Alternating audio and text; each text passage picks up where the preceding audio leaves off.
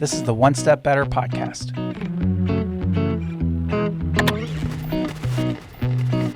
Helping small businesses make wins each and every week.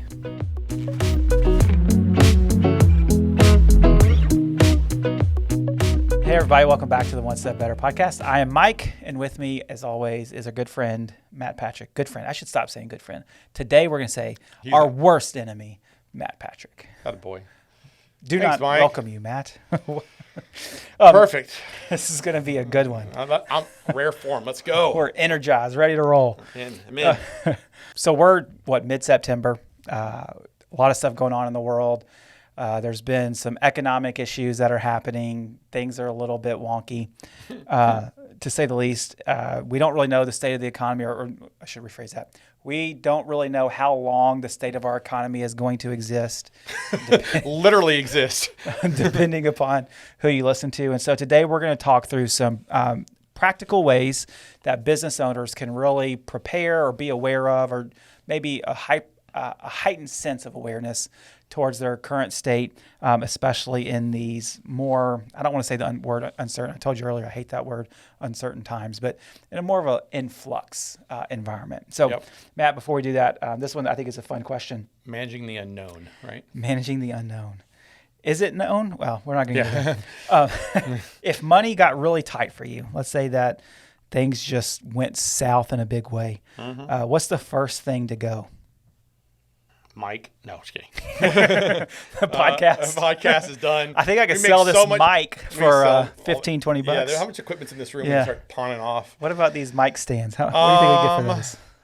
Obviously, I think we've done this before a little bit, right? COVID happened, and we started like, well, what is like not as critical, or like let's make some decisions on some stuff so we basically started looking at all recurring subscriptions where we started. Yeah.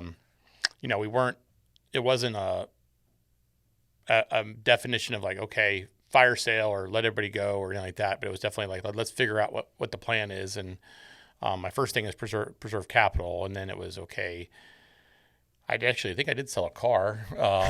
But I think I'm going to rephrase the question then. Let's say that Patrick Accounting doesn't exist and you just have a job at Home Depot. Okay. And things got tight. So we're talking about personal budget, personal stuff only. Where do you start?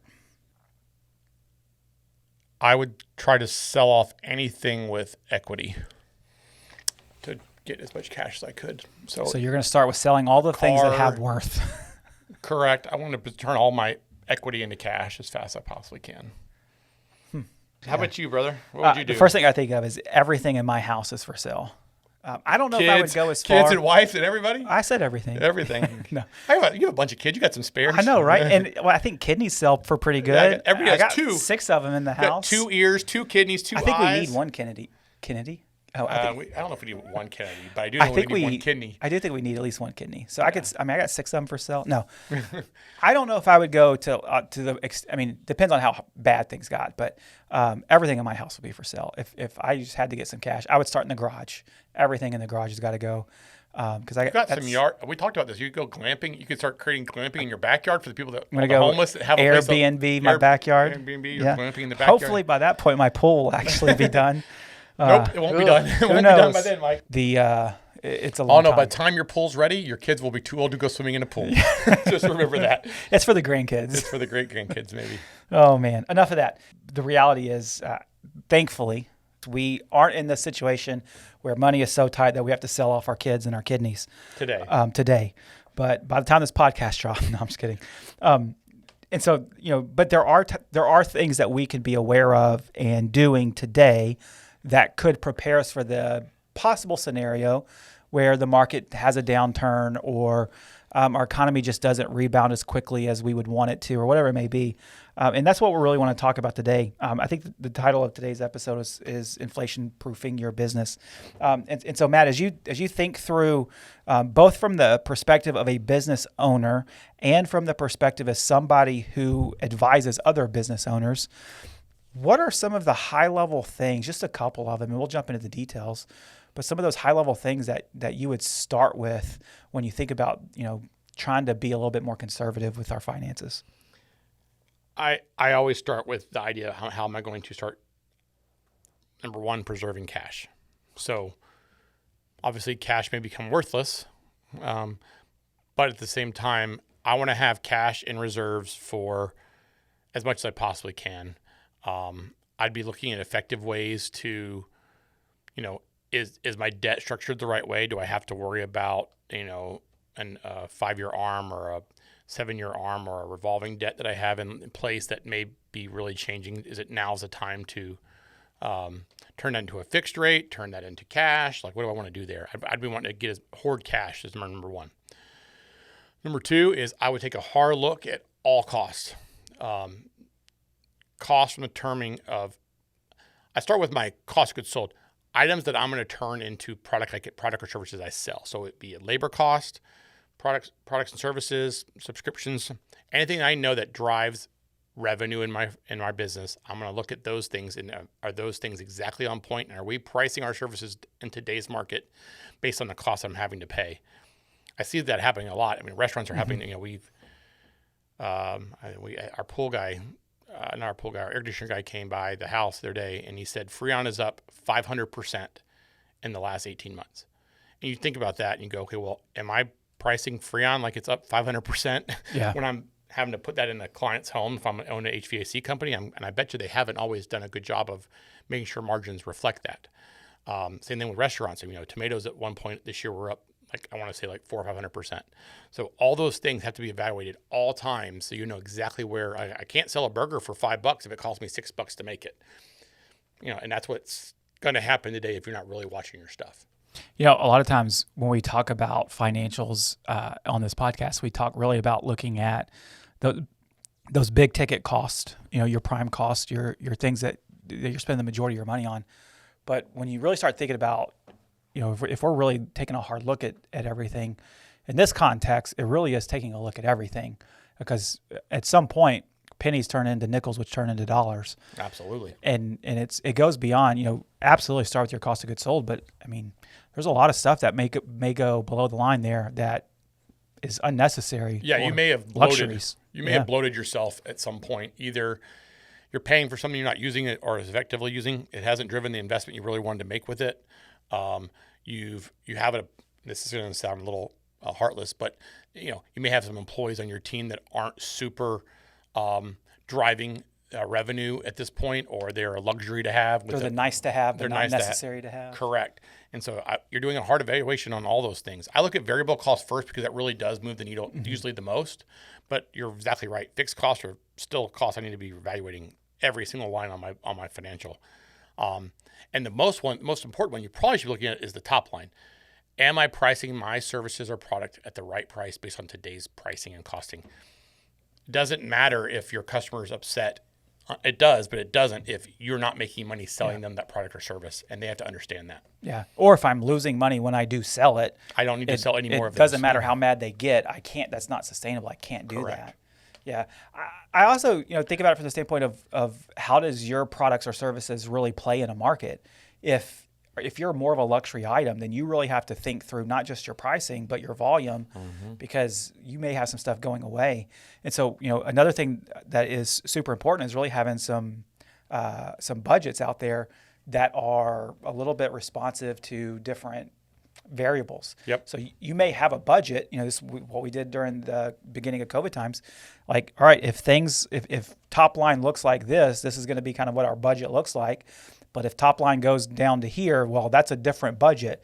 And so if you can pre-plan that stuff or think about those things in a time of a little more peace and restfulness, then you're not scrambling on the back end and being reactionary to, oh, snap, I didn't think that was going to happen, or I didn't know what I was going to do if that happened.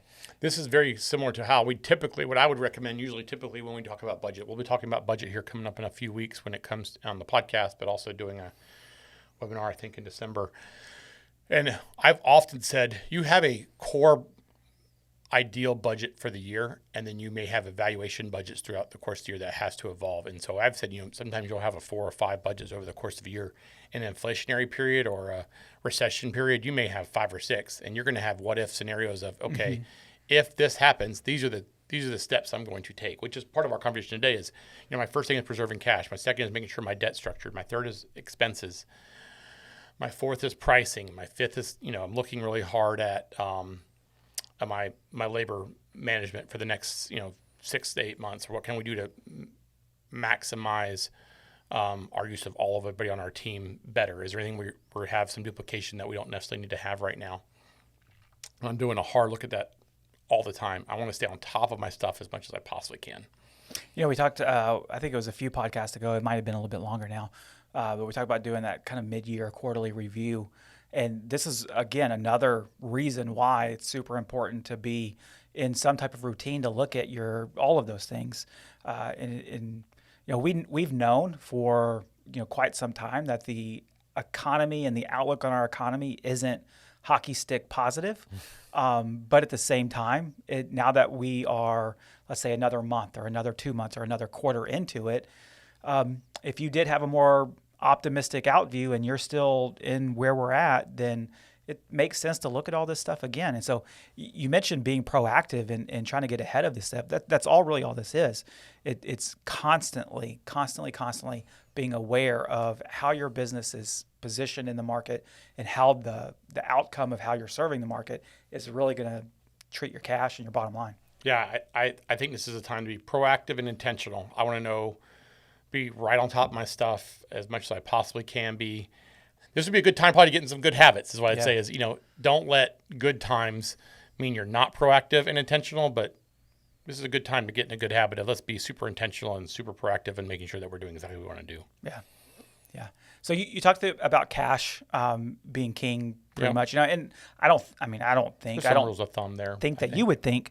I think we're in agreement here is what I'm trying to say, that we don't believe that, our economy is coming to a crashing end. The American economy is not being blown up with a nuclear bomb and we're starting over from scratch.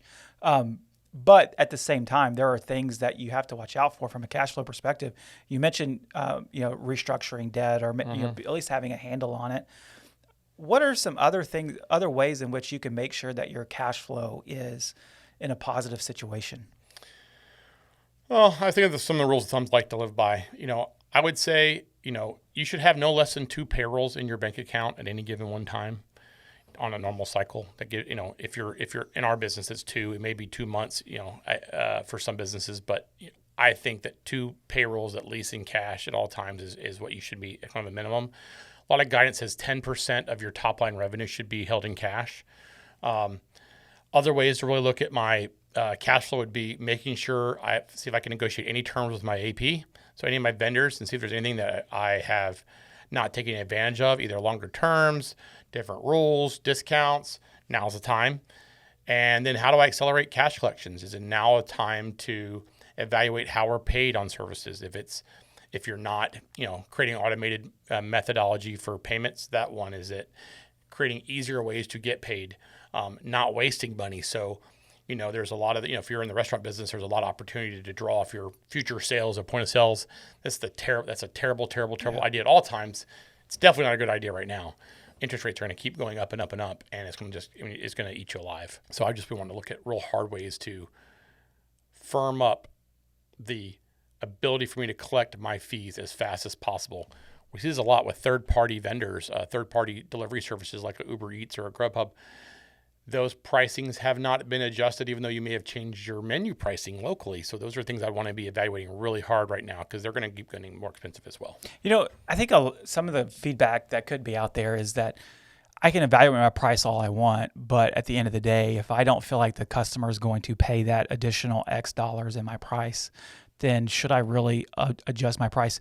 How do you tackle I know that I need to raise my price versus I'm afraid that people aren't going to pay the raised price? The heartless answer is you can't worry about it. And that has to be your answer.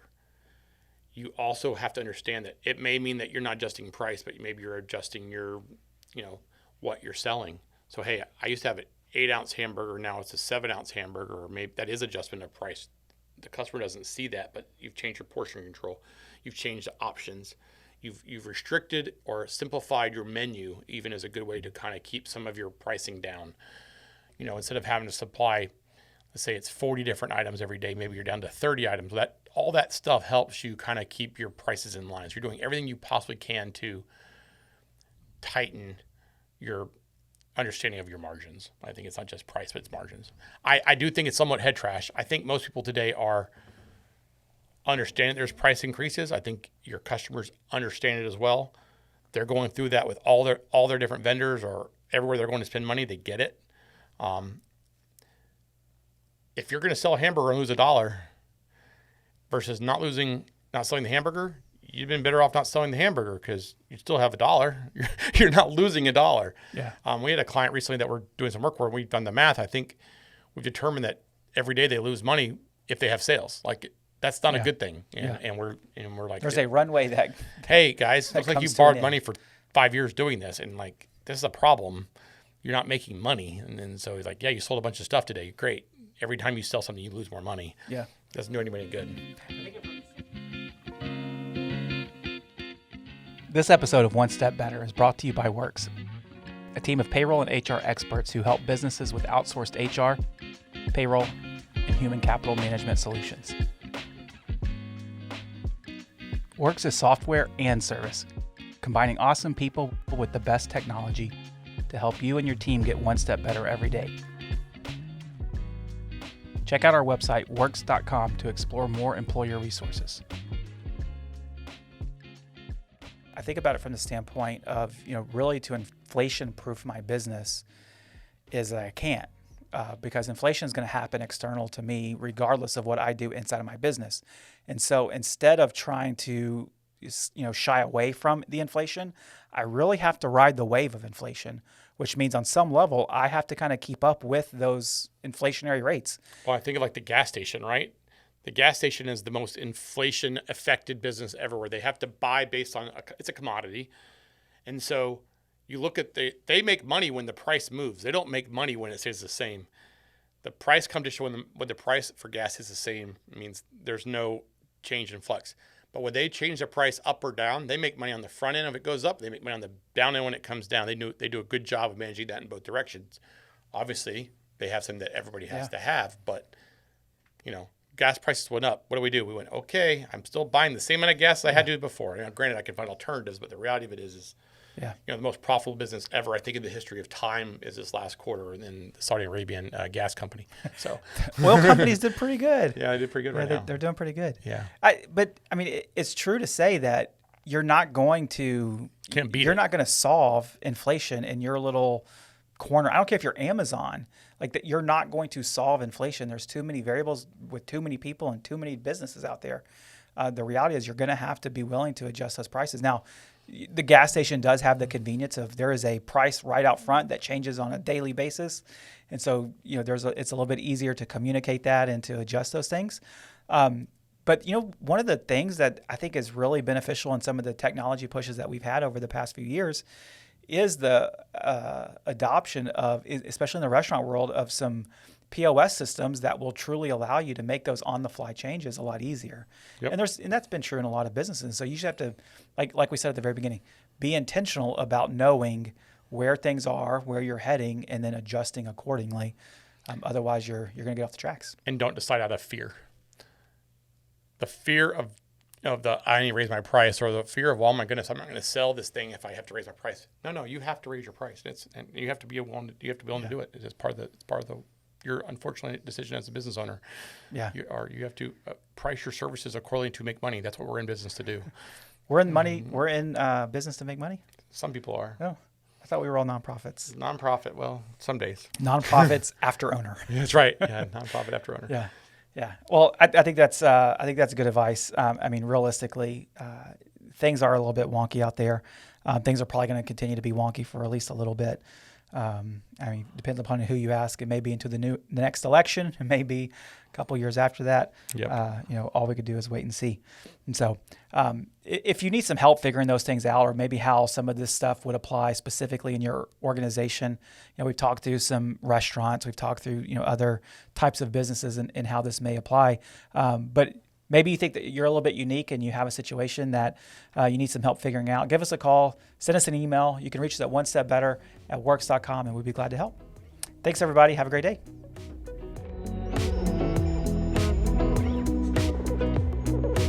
Thanks for listening to the One Step Better podcast.